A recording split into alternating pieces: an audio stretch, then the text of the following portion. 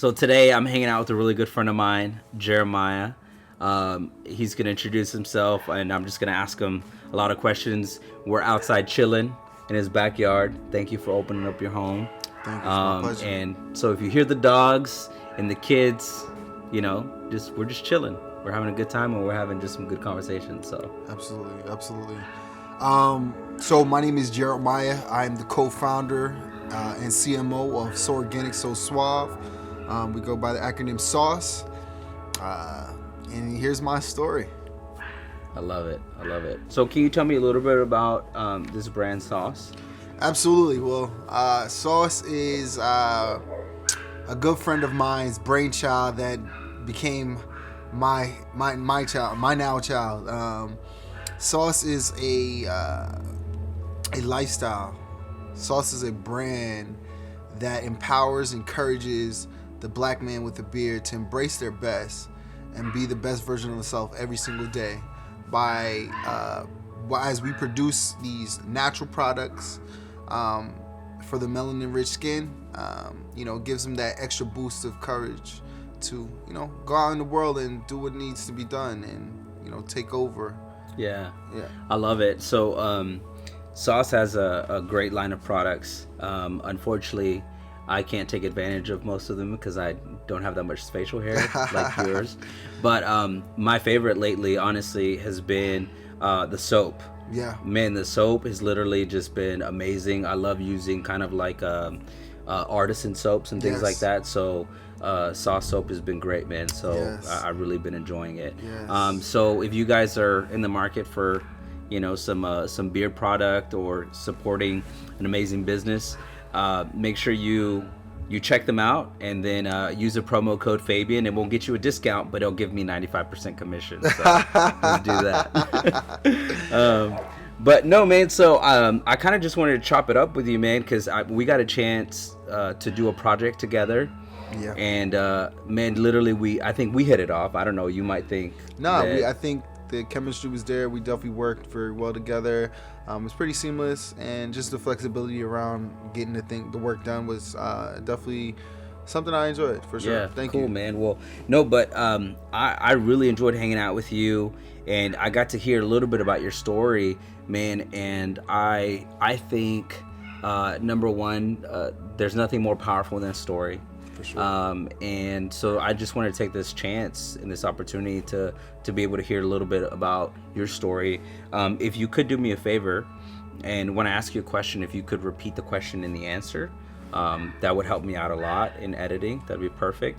And then again, we are sharing some very sensitive stories, and so we won't put anything that's going to incriminate us or incriminate other people if we're not comfortable with it. And again, the biggest point of this is just to share stories that a lot of times people don't know about us.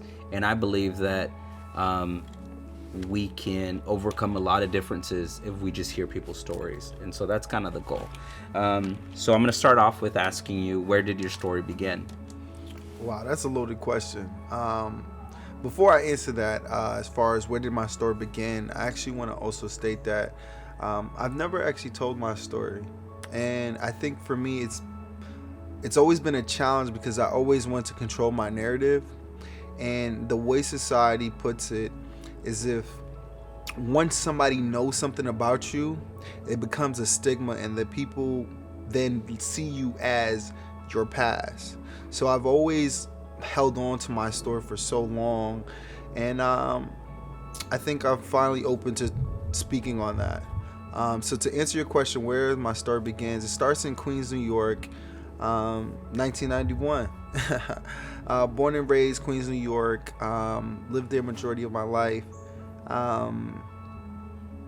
Man, I don't actually know where it started or how it started, but I would say I am a third child out of three children. I have a sister, and then I have an oldest brother. My parents, one's a nurse. My father is a pastor, and he also worked multiple jobs. So my parents weren't home a lot. My mom, again, if anybody knowing nursing, my mom was always at work, always working doubles. My father always working doubles, and then he was also in the church, so they were almost never home, right? And understanding that I had all the time in the day to do whatever I wanted, I got into a lot of mischief, you know, and you know, so as I've gotten older, I've come to learn that I now know what I needed to become who I am now, you know, but so yeah, that's a little bit about that. That's how it started. So are you the oldest or the youngest? I'm the youngest of 3. Okay. Yeah. So what did your siblings do during this time? Wow. So great story. So question. So my brother was a honor roll student. Very smart young man. Very smart young man. Like probably one of the smartest people I know. My sister, again, she went to private school. She feared my parents. She didn't want to do anything that my parents told her not to do. But me, I was the complete opposite. Like I wanted to do the opposite of everything my parents told me. They said stay inside. I wanted to go outside immediately. So I hung out a lot outside, man. I was with my friends. I was at the park. I was in front of the store, just chilling on the block. Just chilling. So I'm from Rosedale, and that's the part of Queens I'm from. And we used to chill in town a lot in front of the Crown Fried. You know, just all of my friends, we just meet there. It didn't matter. Like, that was the last stop of the bus, one of the last few stops of the bus stop. So everybody would just come in. It was just like an ongoing thing. So you met people, you seen people, and you just hung out there. Man, it's funny. I don't know if this is true, but like the last stop of the bus tends to be kind of where a lot of stuff goes down. For sure. For sure. Yeah. Like, I kid you not, like, people even, well, I don't want to get too deep with that. A lot of things happen at the last stop. For sure. So I can definitely relate to that. So when was the first time you were exposed to something different, whether it was good or bad, growing up? The first time I was exposed to something, good or bad, I think for me, so I think that's a story within itself. For me, I always hung out with older people. As far as it was my older cousins, it was my just some kids from the block or wherever. I always hung out with older people. So for me, I can't pinpoint because I always thought it was the norm. You know what I'm saying? So even your brother and sister being older too. You're so kind of used to it again, right? So I always thought it was the norm. So it's not exposed early for me. Like, even when it came to you know, smoking weed, right? I was in the trap. So I didn't smoke one L. I smoked multiple. You know, so it was like for me, the exposure, I couldn't pinpoint moments. It was like normal. It was very normal. It was very normal. A lot of things, I think, and then as a whole, and anybody can speak to this, as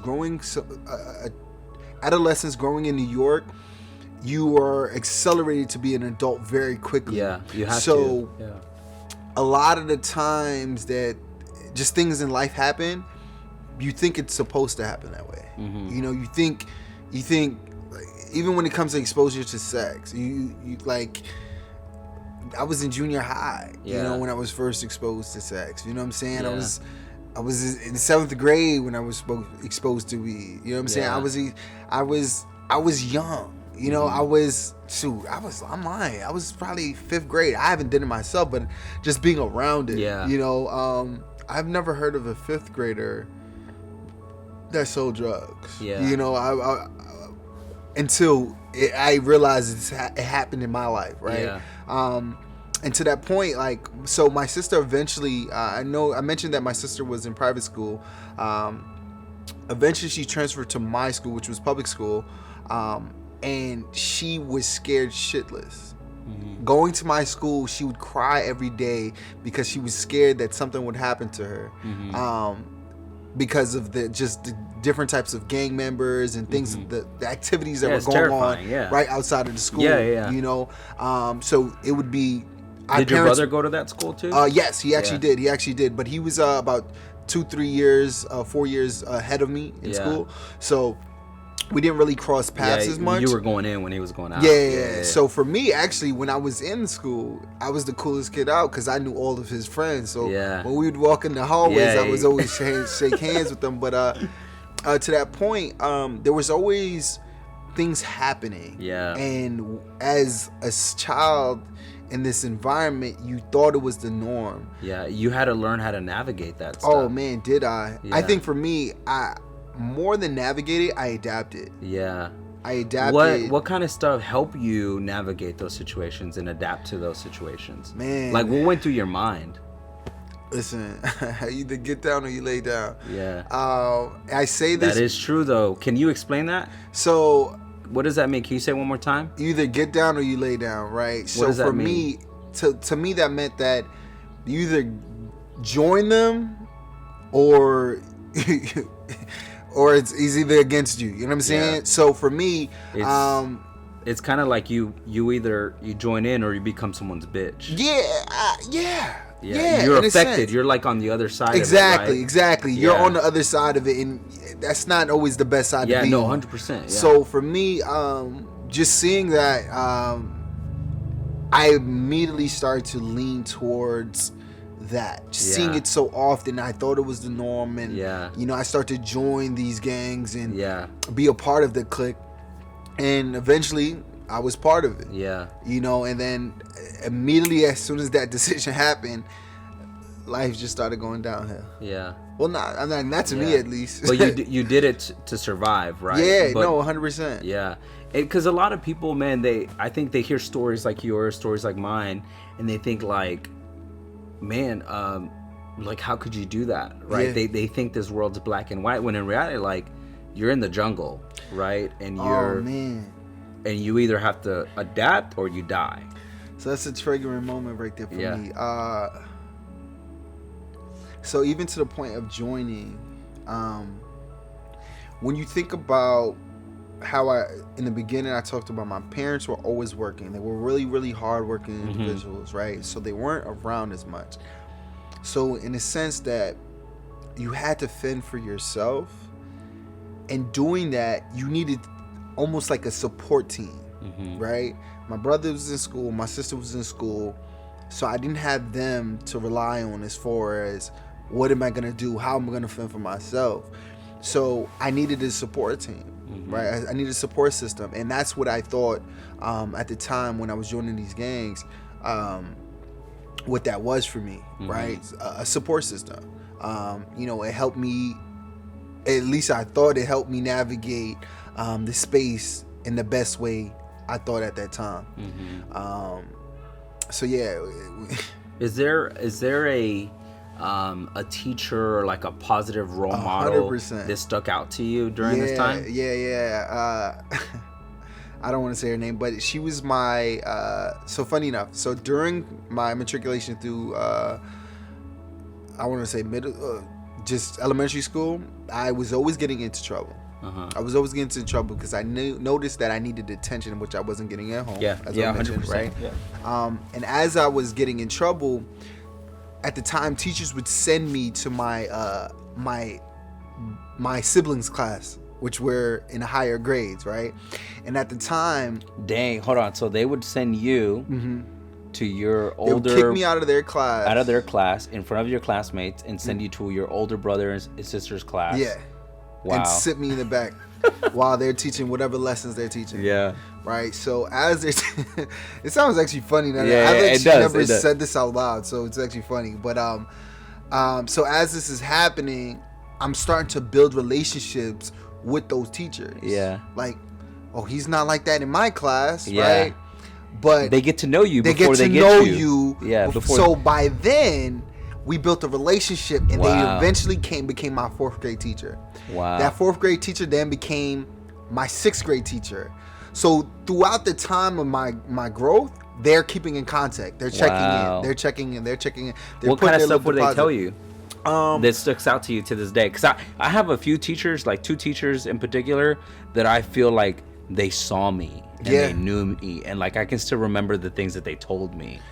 I think, and again, as an adult, I look at it a little bit different now, right? So they see me for just me, not as the student, not as the person that you have to tell to go do this or go do your homework or do this. There was no, Wow.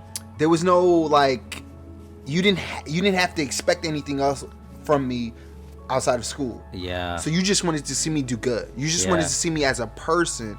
So, man, when I think about it, I still talk to her to this day. Yeah. To this day, I used to, every time I went back to New York, I used to go visit that school and make sure that, hey, I'm here, and I'd speak to the children, Yeah. and let them know where I came from. Yeah. But to answer your question, they see me as a person. They Yeah. see me That stuck out to you. Yeah, and they took the time to speak to me, and and just were very patient. Mm-hmm. They gave me that extra attention that I required, and through and through, Wow. they were with me all the way up until today. Yeah. That's crazy. What let's switch gears here a little bit. What time, or is there a particular time growing up that you were afraid, or that you experienced something that really caught you off guard, if you're comfortable with sharing it? So there's several. I'm gonna be honest. Yeah. Several. So something that caught me off guard growing up was in 2001. I was chilling in front of a store, chilling on my bike, just chilling on the block, and I went through a very traumatic situation where a car hit me, ran into the laundromat, and essentially me and the car was essentially one, and the glass shattered 3/4 of my eyelid, and all of this side of my, I would say the left side of my face was completely ripped off. And what were you doing? You were just sitting there? I was just literally on the block sipping some Gatorade, and just chilling. Like it was very, again, like I said, it was very normal. In New York, it's like normal out of nowhere to just be chilling in front of a store for whatever reason, right? Yeah. And I'm not gonna incriminate myself for any reason, but you were just chilling, right? And that situation happened, and it was life changing. Most people would have thought I would have came out of that. Well, before I even say that, my life was literally hanging on a string. Yeah. Right? And I even have it tattooed on my shoulder because of that. His life was a gamble at that point, right? Yeah. I was in a coma for about 2 weeks. As soon as I got to the hospital, they went through emergency surgery. I had brain damage. 3/4 of my eyelids broken. I had almost 12 pages of damages done to my body. Wow. Jaw broken, pelvis, rib, like you name it, was done to my body. And leaving that situation, you would have thought I would have came out a saint. Yeah. I came out a demon. Yeah. Boy, I came out of that situation with so much hate, so much anger. Why do you think that you came out that way? Well, for one, I didn't look the same. I had scars all over. I had a huge keloid on my chin. Again, 3/4 of my eyelid was ripped off. So all of this was gone. Yeah. It was discolored. It was like two-tone, discolored. So at the time when I was going through therapy, they made sure that all of the mirrors were blocked. And eventually I took the time and said, you know what, I'm gonna rip it off. And the moment I seen myself, I had so much anger, because for me, growing up as a teenager, I was like, why me? You know, why did this have to happen to me? And going through that, you feel like someone took something from you. Yeah, immediately I felt like I was robbed. Wow. I was like literally a pure kid. I was into whatever I was into, but like I don't. And how old were you when this happened? I was 15. Damn. 15. Yeah. It sounds so far away, but yet it seems so close. Yeah. You know. So are there things that remind you of that time? Every time I look in the mirror. Reminds you of that moment? Yeah, absolutely. What part of it? Does it remind you of the exact accident or right after? Or taking off the bandages? What does it remind you of? I would say it's a good question. I would say more so of that I'm here. Yeah. You know, I'm here that I can't quit. You know, I'm not an example of, so it doesn't anger me now. Let me backwards, right? It doesn't anger me now because I understand and I embrace everything that I've been through in the past. How long did it make you angry though? A long time. A long time. It took about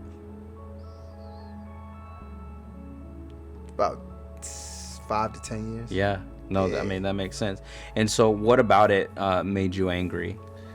Again, I felt like I was robbed, right? So, pure kid, clean face. I had a lot of things that were really off about me, physically. And people gawked at me a lot. People looked at me and always asked questions, what happened to your eye? What happened to your face? What happened to, like, that whole Kanye, I drink a Boost for breakfast, that was really my life. So my jaw was wide shut. I had to learn how to walk. I had to learn how to talk. I had to write again. So all of these things affected me, right? In so many ways. And you're ways. 15, bro. I'm 15. I'm young. Yeah. You know, that's a lot to go through. It's a lot of emotional things that are happening in my life that I didn't know how to navigate. So it was about until you were like 25 that you came to terms with that. Yeah. What helped you? What helped you switch, like with the hurt and the pain and the anger? What helped turn it around? What went through your mind? All around growth, man. So throughout my life, there was moments where I took a step back and realized, like, I'm not where I came from, and I had to realize that, you know, these are war wounds. But I'm a survivor from the said situation, right? But I'm gonna be honest, that's a speck of the things that I've been through in life. Right? Yeah, no, 100%. There's so many different things that have happened that I was like, damn, I really could have been. You know what I mean? So it's like, it's so many different trauma that I went through in life that I think it was moments where I had to talk to people and, you know, really understand where I came from. Like, a lot of people tell me they're proud of me, and I'm like, wow, it means a lot because it's hard for you to think about. I'm sorry, keep going. No, so in a sense, right? So a lot of people would tell me they're proud of me from my past, and that means the world to me. Yeah, it's like, wait, wow, like, you remember that? Yeah. Like, you remember that. Yeah. Like, sometimes you never realize how much people like keep these memories. Yeah. You know what I'm saying? Yeah. No, 100%. Damn. It means so much more for me to hear that a friend from the past is proud of me and they see me than someone recently, like, saying, oh man, you know, I see you. Yeah, for sure. But it means so much more because they've seen me, man. They've seen me. They saw the transformation. The lows. Yeah, for sure. So when you say, to answer your question about moments where I don't forget, or moments that were like traumatizing, there's so many different ones. And there were a lot of different just pivotal moments in my life. Again, I think joining a gang, I felt like, so I'm very spiritual. Yeah. And I'm very openly about that. I believe in God. You know what I'm saying? And the moment I did that, I literally felt like this might sound funny, I felt like I had a first class ticket to hell. Yeah. And it lingered in my mind, but I still kept doing what they were telling me to do. I did everything. I robbed people. I don't want to, you know what I'm saying? I don't want to. You had to do the work. I did whatever was required of me. Yeah, because they offer you protection. Yeah, but you have to earn it. Yeah, you have to go work for it. Exactly. Yeah. Again, you know, knowing this, right? So Man, this story is crazy because there are so many situations in life that happened that made my decision more clear about joining the gang. Like when I told you I hung out with all of my older cousins. So I did what they did, right? But the moment something went wrong with whatever they invited me to, I would be the blame. You would take the L. I would have to take the L. And if I called them and we took a L, I would also have to take the blame. So now it's like, damn, bro, you were getting the short end of the you see what I'm saying? Yeah. So now it's like, damn, who can I call? Yeah. You know what I'm saying? You didn't want to call, yeah. You know, so now how did that make you feel? Man, it made me feel horrible. Like, it felt like alone. I felt alone. Yeah. And that's another one of the reasons why it pushed me to lean towards joining this gang and being a part of something, right? Because I know this, you know, this organization of sorts, that's what they're about. Mm-hmm. That's what at least that's what they say they're about, right? So being a part of that, you know, just said, hey, it's okay to do this. It's okay to mess up. It's okay to do that. At least that's what I thought. Mm-hmm. You know, eventually, the things that we're doing with the gang, it started to catch up to me. And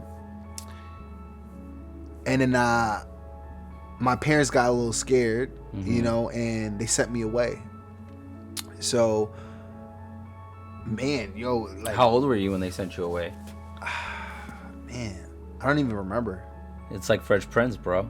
Yeah, you know, legit. Like, but even I might even take a step back, right? So, in New York, right, and anybody can speak to this. In New York, so I'm in junior high, 8th grade, graduating and going into mm-hmm. My high school. Yeah. Anybody in New York can speak to this. And around, I don't know, was it 2010 era, 2010 to 2013 era?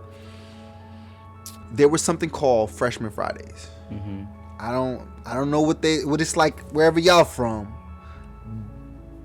but it's war. Yeah. On freshmen, like literally. Yeah. So like I'm talking about, so the school I went to at the time was Jamaica High School, and there was a pond directly in front of the school. They would grab students and throw them in the pond. Freshmen. Throw them in the pond. Yeah, freshmen in the pond. Damn. And then there was this other gang that would yell a term and just start fighting in the middle of the hallway. What the fuck? Right? So knowing this, that I was going to this school, I made sure that I went to school with a weapon. Yeah. So in schools in New York, this is standardized. There's bars on the windows, and there's what's when you go through like metal detectors, right? But we're so smart, we know how to pass that. Yeah. You wrap it around aluminum foil, you put your book bag into this thing, and you walk right in. Yeah. Right? Yeah. Cool.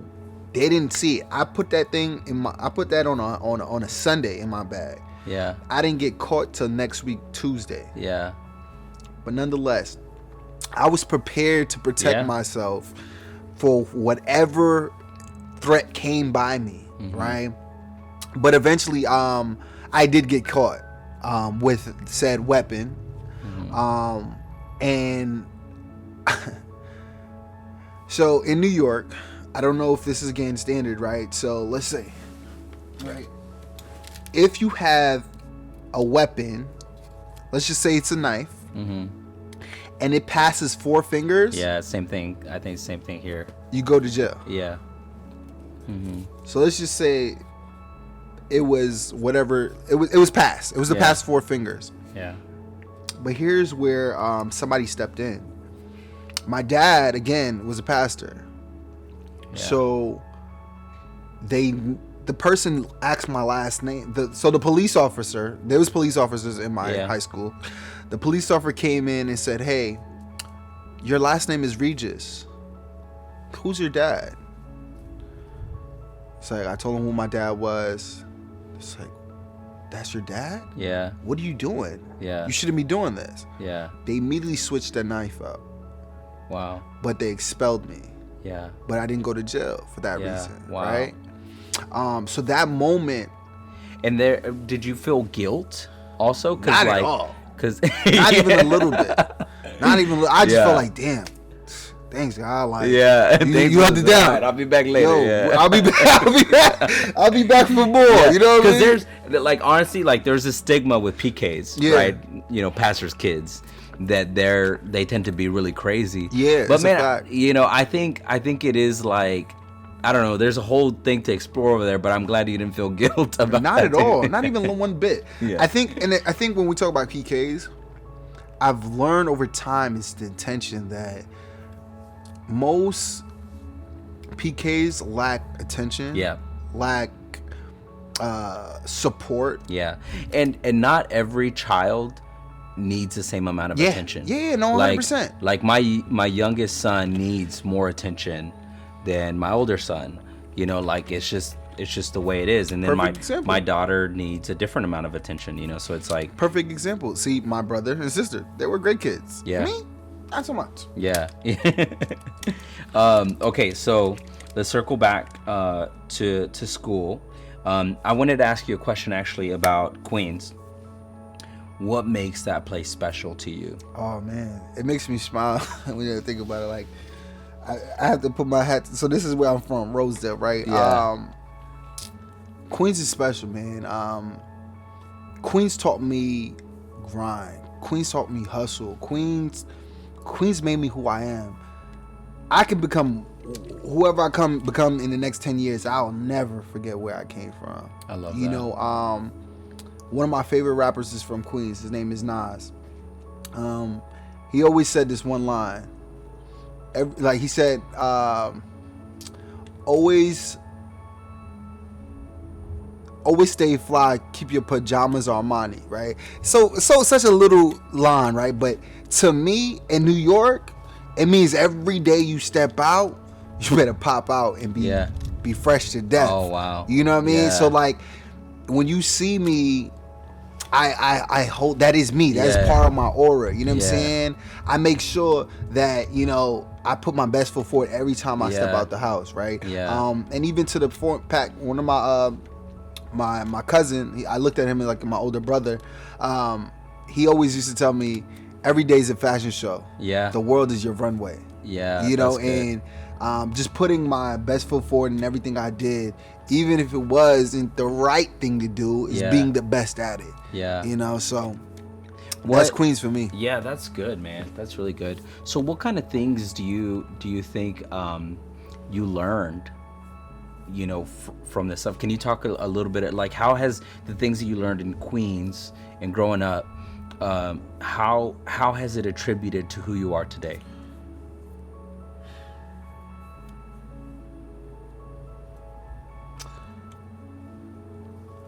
I would not be me if it wasn't for Queens. How does Queens attribute to who I am as a person? Or even in your, like, in your theos, like in what you do, or what you like, how you live?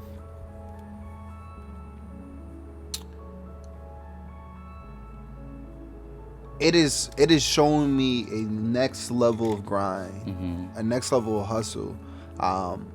Whether if it was from, you know, selling drugs or selling electronics, or it taught me hustle. It taught me to never be okay with just the bare minimum, right? Everybody I hung out with was always decked in the flyest, the nicest, drove the nicest cars, and it forces you to want more, and it almost makes you want to keep up with the Joneses, right? But that mentality also comes with work. Yeah. And actually, now where I'm at now in Houston, Texas, I run circles around the people I work with because I hold on to that hustle, that grind from what I had in New York. Yeah. You know, Queens to be exact. Yeah, no, that's good. That's really good, bro. I wanted to ask you, how have you changed in the past 5 years? That's a really good question. I think I told you. How have I changed in the past 5 years? I think we kind of spoke on this a little bit. So for me, it's really hard for me because I have such an identity crisis. Because for somebody like myself, I changed so much about my life so quick that I was never able to adapt to who that person was. Mm-hmm. And I've never actually closed the door on who I used to be. Mm. So when you ask me that question, there's like a lot of loose ends. Yeah. It's think about it like this, right?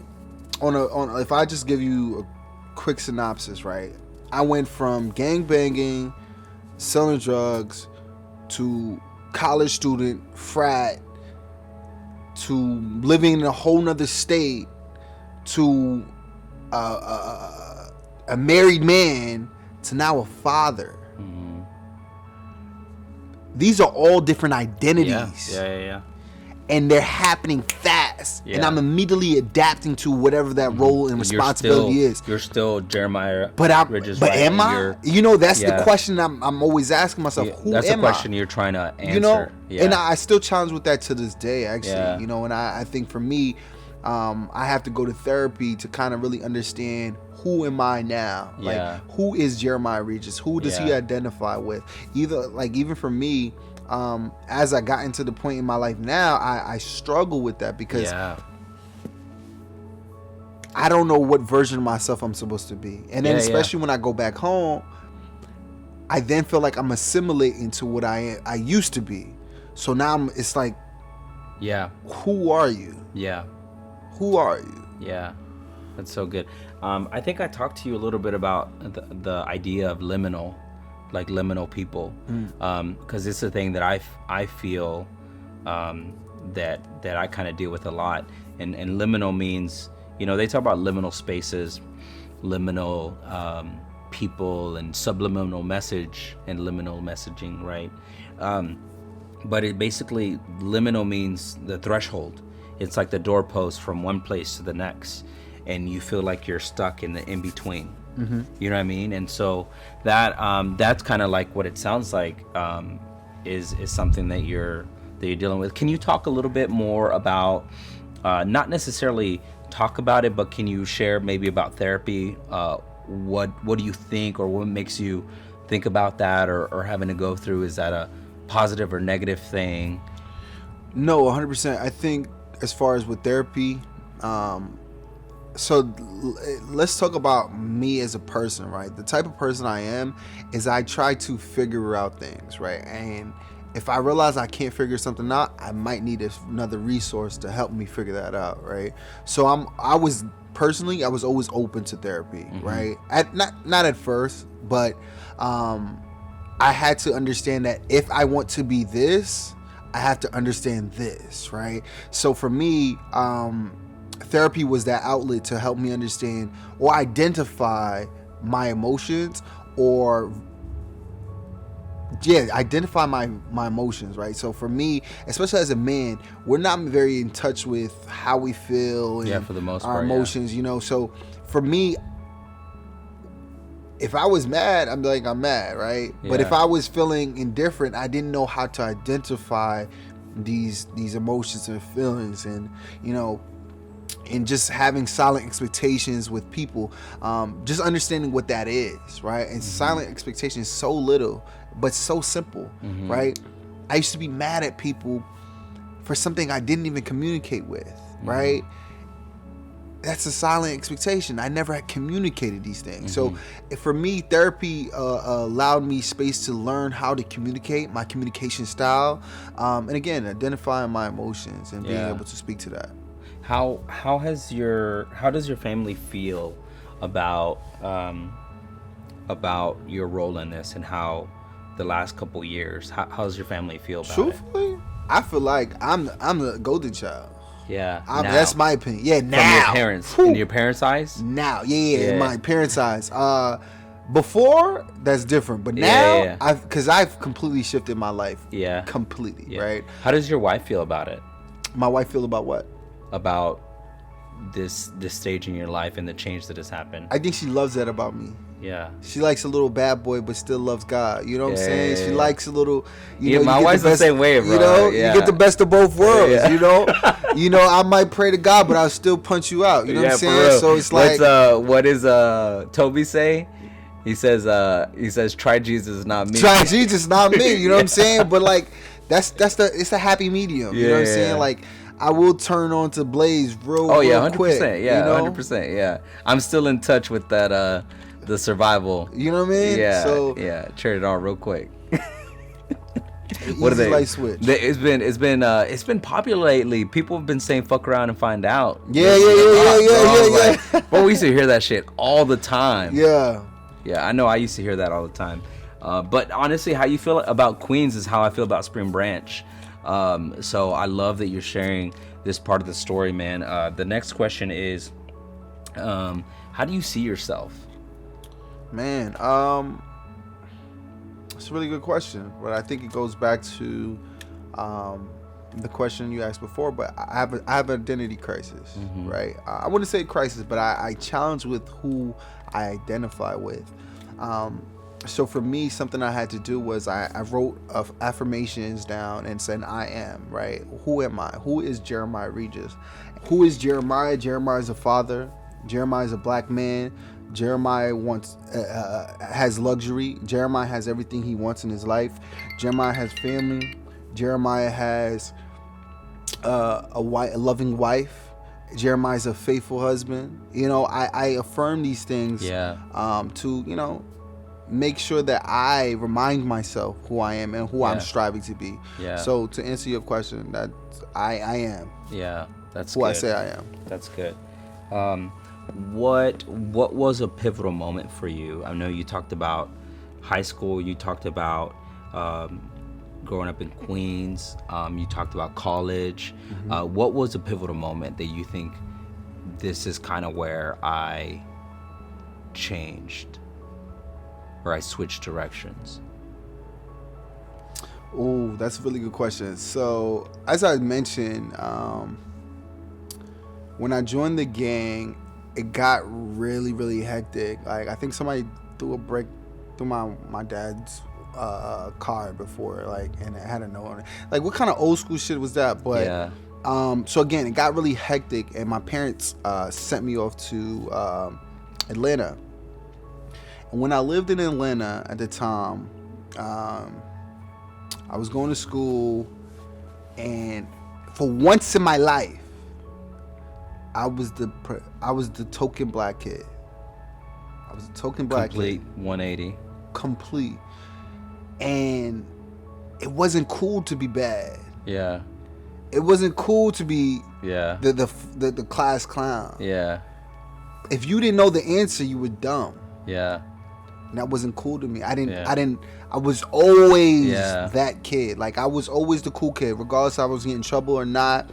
I got the girls, they loved me, but at that point in time of my life, it was a complete shift where I was uncomfortable. I was the token, and that didn't sit right with me. So for me, that shift was when I was like, I can't be who that person I used to be. I got in trouble a lot at that school, and eventually I realized that they were not gonna let me just quit. I gave in. Yeah. I gave in. So I used to get suspended because I was like, oh, if I get suspended, my aunt's gonna send me back home. Nah, eventually she called on and negotiated me to have in-house suspension. I swear to God, I felt like I started that. In-house suspension? What type of shit is that? Yeah. I'm suspended and I'm still at school. Yeah. But I'm isolated from everybody else, so I'm doing my work in a detention room. Yeah. And I hated that. And I was like, yo, I'm never coming back. Yeah. So eventually, you know, I started being really, like, my life shifted. I was an A student. Damn. At that point, bro. You took all that energy and just... I was like, yeah, you know what? think about it. Yeah. I wasn't out in the streets anymore. Yeah. You can't. It's Atlanta. Like, I mean, yeah, you can't fuck up. You know what I'm saying? Well, I mean, there are parts of Atlanta. You can't. Yeah, it is. I'm in Georgia at this point, actually. Yeah. So I'm in Marietta, Georgia.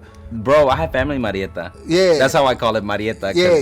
Hey, but Marietta is people's outside too. Don't sleep. But I didn't see the priority there. There was no priority for me, and it wasn't cool. You know what I'm saying? And so for me, realizing that, I was like, yo, the smart guys get the girls. Wow. I need the girls. Yeah. The smart guys is the cool guys. I'm the cool guy. Yeah. So that's what I identified with. So again, I grinded out. The lowest grade I ever had at that school, it was like an 80, wow. 85. That's dope. And I was proud of that. So leaving there, eventually I got kicked out. I got kicked out my aunt's house, not school. Yeah. So now we went from Jamaica High School, right? Got kicked out of there for having a knife. Yeah. Went to Atlanta. So in between, sorry, I'm even making mistakes. So in between the time I went to Jamaica, I went to another school because of the knife. Yeah. I went to August Martin. Yeah. I went to August Martin, which is considered as there was a portion of that school that was it's called, like, it was literally a detention center. Wow. Again, and then I started getting into trouble again, and that's when I got to Central Atlanta. From Atlanta, I got in trouble because I crashed my aunt's car when she wasn't around, and she kicked me out. She kicked me out, sent me back to New York. So were you joyriding, or? Yeah, I was joyriding. No license, no permit, no nothing. No nothing. Yeah. Hey, and bro, nobody at that time had a freaking not a car. Not in New York. Mm-hmm. That's not a thing to get your permit. Yeah. 100%. I know people that are 30 that don't even have a permit. Yeah, in New York. Yeah. You know, so yeah. No, I was joyriding when I was like 13 years old. Yeah, so I know. So I think I was like at 16 at that point. Yeah. So okay, I'm 16. I got kicked out. I moved back to New York.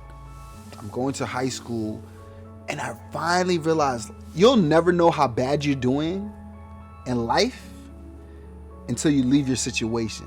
And so when I was in Atlanta, I was living great.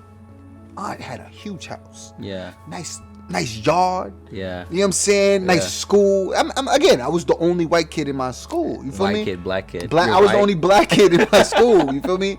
Is there something you're not telling me, bro? Hey, man. I don't know.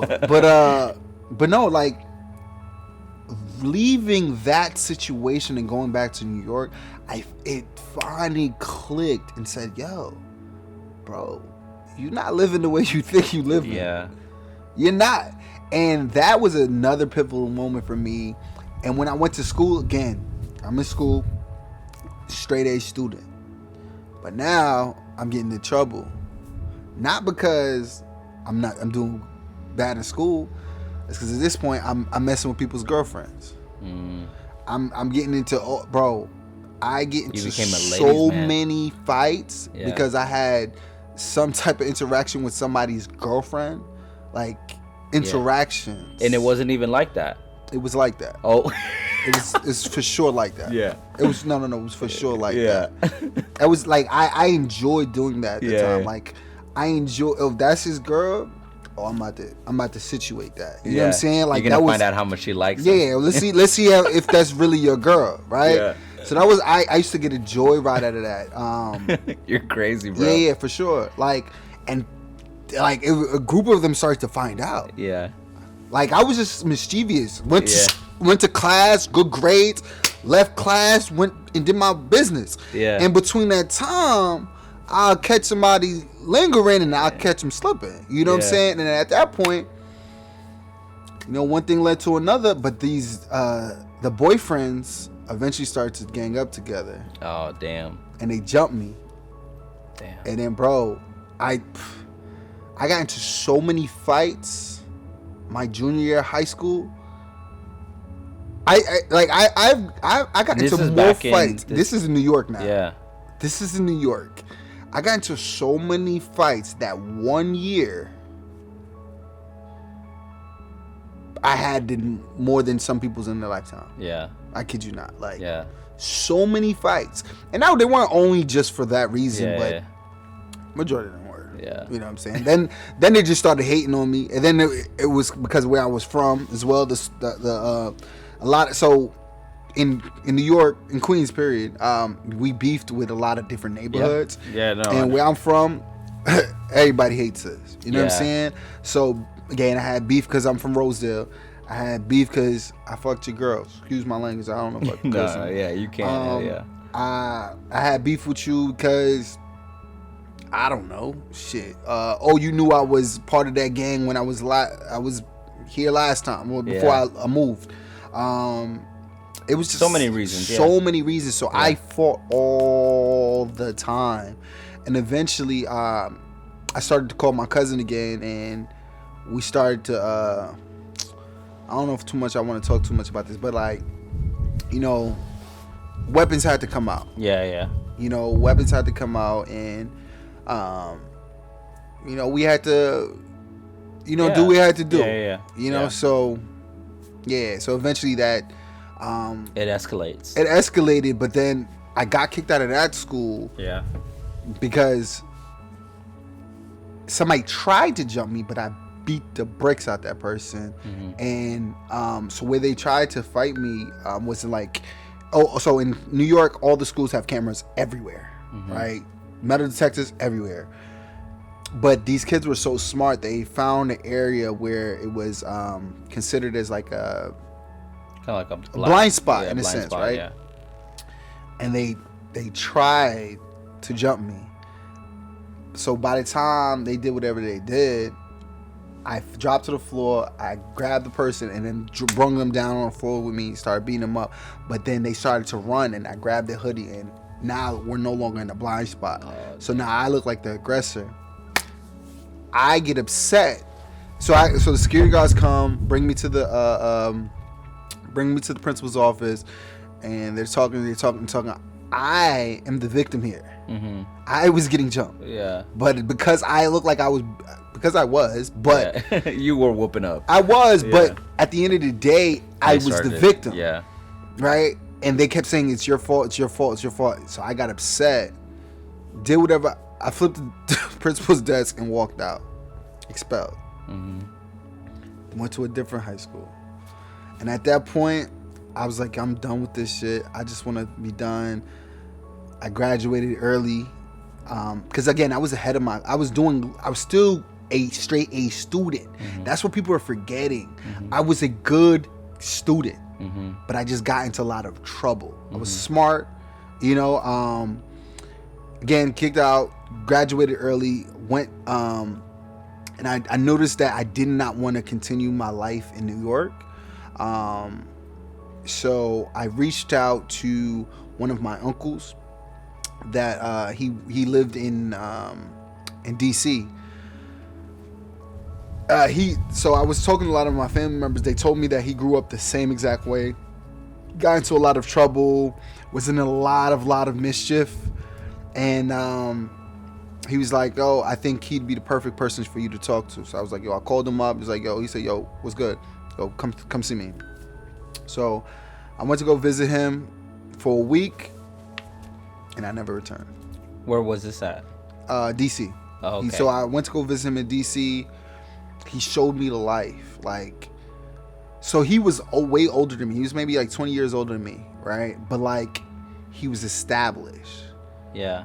He was a superintendent, but a hood dude from Brooklyn, Franklin Ave. Yeah. Still talks like that. So that was my first time exposed to somebody that was in essentially corporate America to some extent, but still had a New York swagger and was successful. And once I seen that, I was addicted. Yeah. I was like, I want to be like that. Yeah. I want to be that person. So I can have my cake and eat it too. Yeah. I don't have to do. You don't have to compromise on. You know what I'm saying? Yeah. So that's good. So once I seen that, I clung on to that, right? And he showed me the way. He showed me this. He showed me that, and eventually, whatever he told me to do, I did it. I was in the gym, changed my life around completely. Wow. Yeah. So that was again another pivotal moment. So many life-changing moments for me. Yeah. Man, you seem very disciplined. Yeah. Again, So funny enough, backstory. So he was in the Marines. He instilled a lot of that discipline within me. That's where he kind of like helped you.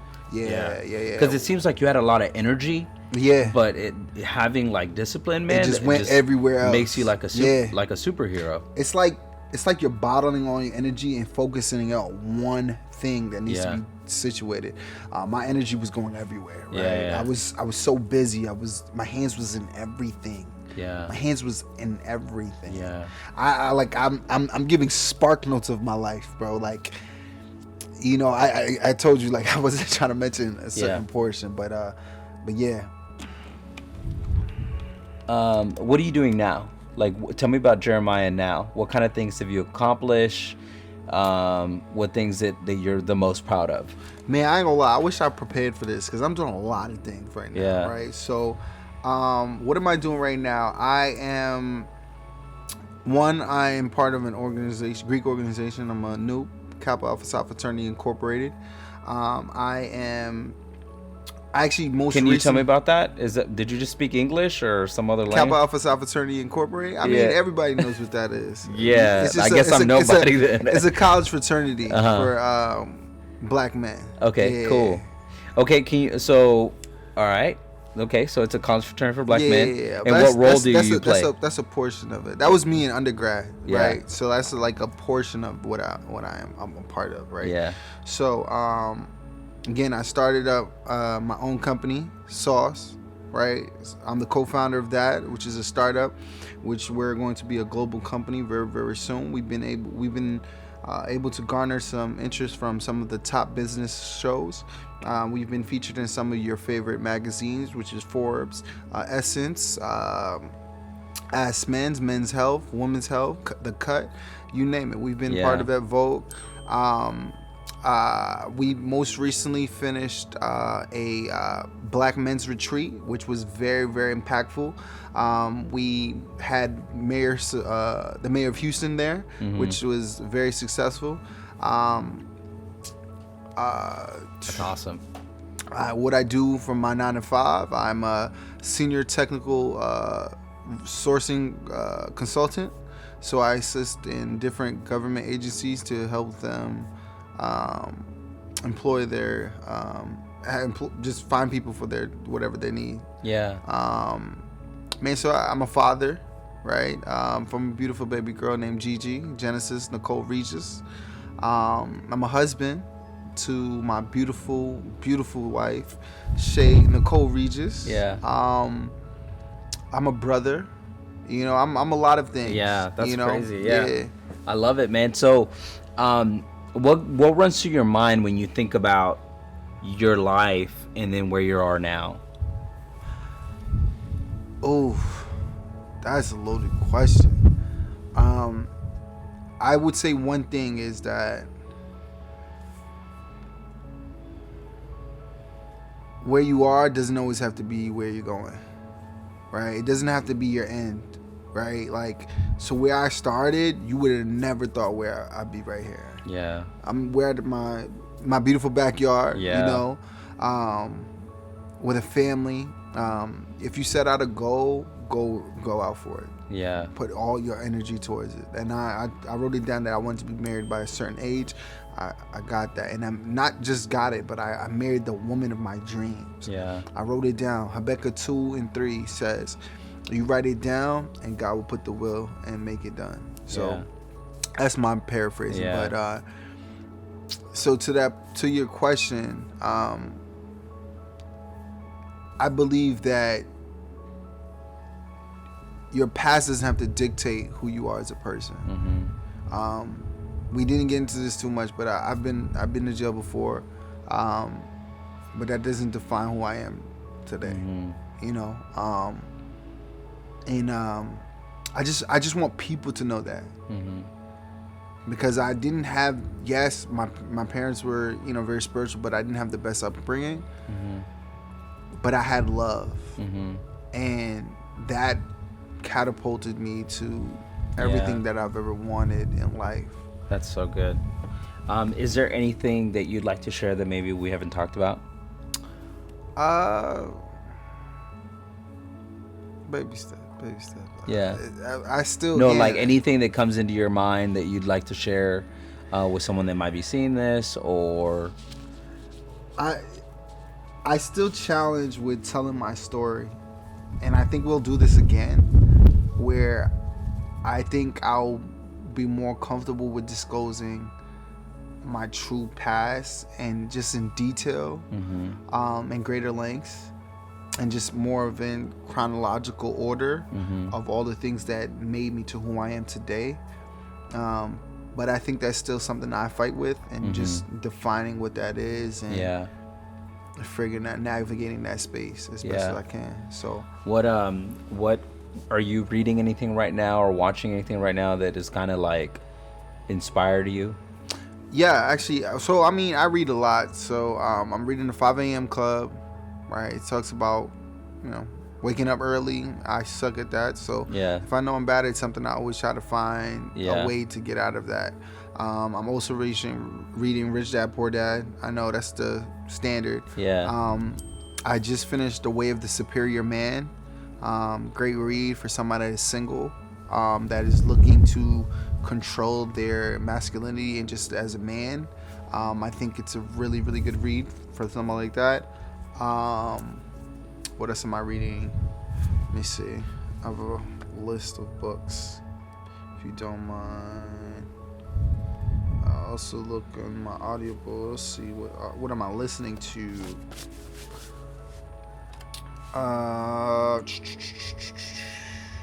Feeding the Soul by Tabitha Brown. Oh my God, that's an amazing book.